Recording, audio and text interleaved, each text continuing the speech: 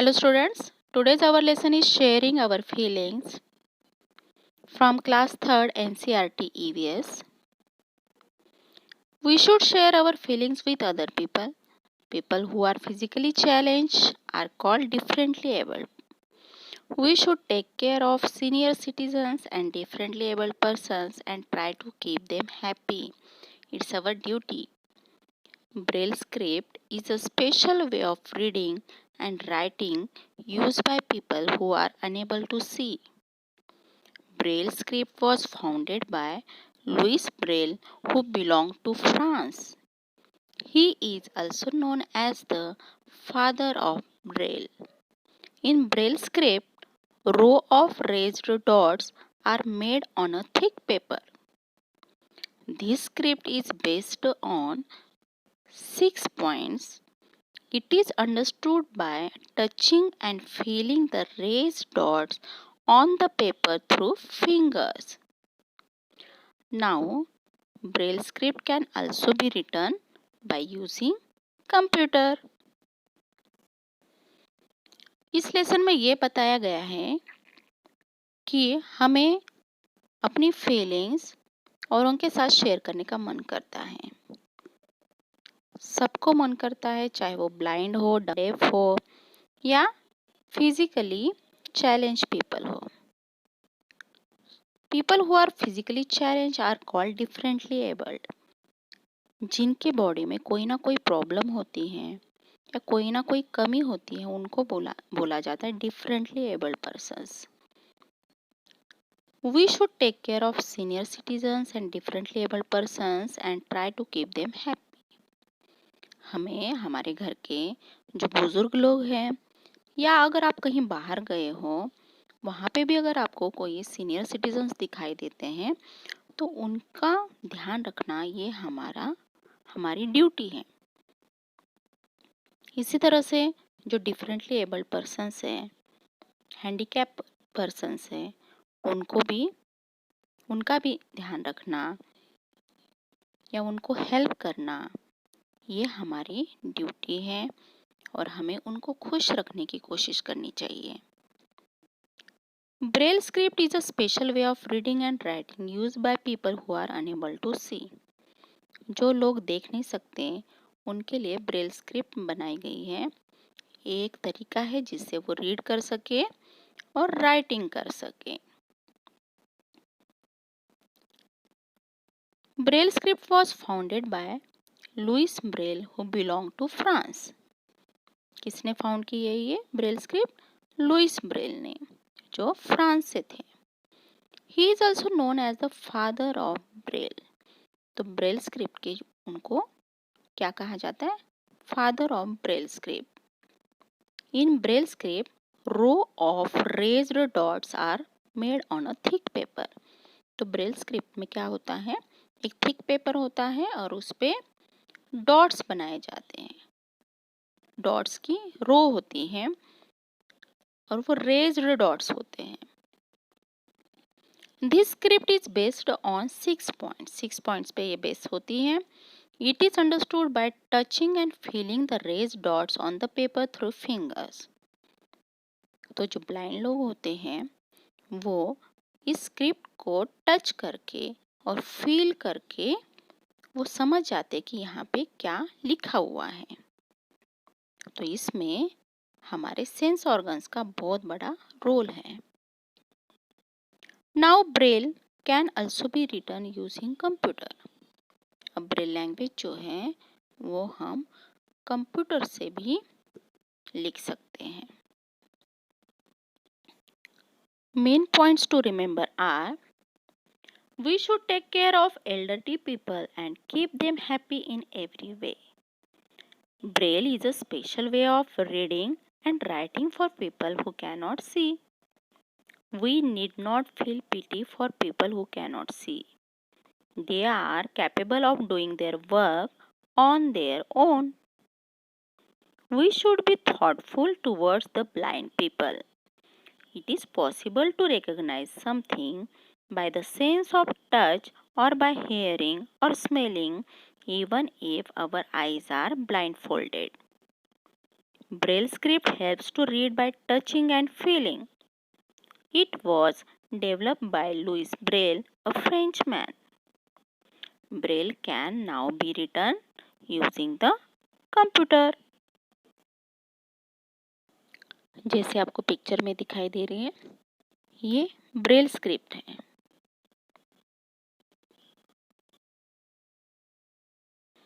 Now the question answer. Seema's father reads the newspaper aloud to her nanny. How do you help old people? सीमा के पापा सीमा की नानी को newspaper पढ़कर सुनाते हैं. तो इसी तरह से क्या आप भी घर में जो बूढ़े लोग हैं उनकी हेल्प करते हो? तो ये आंसर आप अपने हिसाब से भी लिख सकते हो. तो यहाँ पे आंसर दिया हुआ है, I help my grandmother in remembering to take her medicines. मैं अपनी दादी को मेडिसिन्स टाइम पे लेने के लिए याद दिलाता हूँ.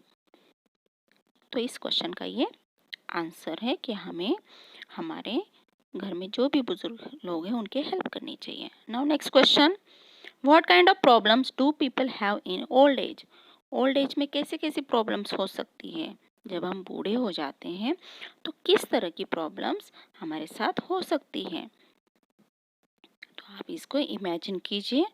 तो आंसर है, they sometimes face pain in their bones, they face issues in hearing, they lack good eyesight. तो उनके बोन्स में पेन होने लगता है, बहुत बार उनको सुनाई नहीं देता है और उनकी नज़र भी कमज़ोर हो जाती है. Now next question, how does Ravi भैया come to know so many things without seeing? Ravi भैया जो ब्लाइंड पर्सन है उनको किस तरह से बिना देखे बहुत सारी चीज़ें उनको समझ में आती हैं? तो आंसर है, रवि भैया comes to know so many things without seeing because he has good hearing skills. Normally जो ब्लाइंड लोग होते हैं उनका जो हियरिंग स्किल होता है वो बहुत अच्छा होता है. तो इनका ये सेंस ऑर्गन जो है बहुत अच्छे से वर्क करता है. Have you ever needed a stick when? क्या आपको भी कभी स्टिक लेकर चलने की ज़रूरत पड़ी है या किसी और काम के लिए कभी स्टिक की ज़रूरत पड़ी है और कब पड़ी है? इसका आंसर आपको यहाँ पे लिखना है कि आंसर है, yes, to pluck fruits from the tree in my garden. हाँ, मुझे स्टिक की ज़रूरत पड़ी थी. कब पड़ी थी? जब मुझे ट्री पे से फ्रूट्स को निकालना था, प्लक करना था, तब मुझे स्टिक की ज़रूरत पड़ी थी. तो ये आंसर आप अपने हिसाब से भी लिख सकते हो. Now next question is, can you think when you may need a stick? क्या आप सोच सकते हो कि आपको स्टिक की कब कब ज़रूरत पड़ सकती है? तो ये आपको इमेजिन करना है कि कौन सी ऐसी सिचुएशन है जब आपको स्टिक की ज़रूरत पड़ सकती है. तो आंसर है, to climb a tree, tree पे चढ़ने के लिए. टू क्लाइंब अ रॉक और माउंटेन, माउंटेन पे चढ़ने के लिए. We might need a stick.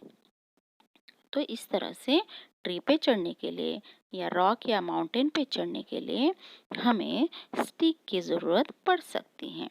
तो ये आंसर आप अपने हिसाब से भी लिख सकते हो. Now next question is, how do we help those people who can not see? जो लोग देख नहीं सकते उनकी आप किस तरह से हेल्प करोगे? सोचो ज़रा कि जो ब्लाइंड लोग हैं जिनको कुछ दिखाई नहीं देता उनके साथ कितनी प्रॉब्लम्स आती होगी. तो उनको किस तरह से आप हेल्प कर सकते हो? Answer is, by helping them cross the roads and climbing stairs. मैं उनको रोड क्रॉस करने में हेल्प करूँगा और सीढ़ियाँ चढ़ने के लिए भी मैं उनकी हेल्प करूँगा. तो यहाँ पे आप अपने हिसाब से भी आंसर ऐड कर सकते हो या लिख भी सकते हो. Next question is there any member in your family who cannot see, speak or hear?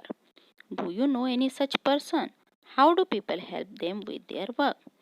तो क्या आपकी फैमिली में ऐसा कोई मेंबर है जिसे दिखाई नहीं देता या सुनाई नहीं देता या बोल नहीं सकता? तो अगर ऐसा है तो आप किस तरह से उनकी हेल्प करते हो? तो ये आंसर आपको अपने हिसाब से लिखना है. Now next question is, how many things can you recognize by only touching? ऐसी कौन सी चीज़ें हैं जिनको आप रिकॉग्नाइज कर सकते हो सिर्फ टच करके, बिना देखे? ऐसी कौन सी चीज़ें हैं जिनको आप पहचान सकते हो? तो आंसर है many things such as fruits, vegetables, wood, water, cloth, soil, sand etcetera. तो बहुत सारी ऐसी चीज़ें हैं जिनको हम टच करके पहचान सकते हैं उनकी शेप से। Now next question is, by just smelling can you guess if it is someone close to you? क्या सिर्फ स्मेल लेकर आप पहचान सकते हो कि कौन आपके पास खड़ा है या कौन आपके पास आपके क्लोज है? तो क्या सिर्फ आप स्मेल करके पहचान सकते हो? Yes, sometimes I can guess if someone is close to me. जैसे बहुत बार हमें उनकी परफ्यूम की स्मेल पता होती है, तो उससे हम पहचान जाते हैं कि ये हमारे पापा हैं। तो इस तरह से स्मेल लेकर हम पहचान जाते हैं कि हमारे आसपास कौन है और कौन सी चीज़ें रखी हैं। Here is the worksheet for you. First learn all the work of this lesson and then solve this worksheet on A4 sheet. Also solve this question, write a short note on Braille script. जैसे आपको picture में दिखाई दे रहा है, ये सारे differently abled persons हैं और इसके बाद ये फेमस पर्सनैलिटीज़ हैं। तो उन्होंने अपनी कमी को कभी भी अपने सक्सेस के बीच में आने नहीं दिया। तो इनकी आपको लिस्ट बनानी है और इनके पिक्चर्स आपको अपनी कॉपी में पेस्ट करने हैं। Okay students, do you understand this lesson? Okay students, bye bye, take care. Thanks for watching.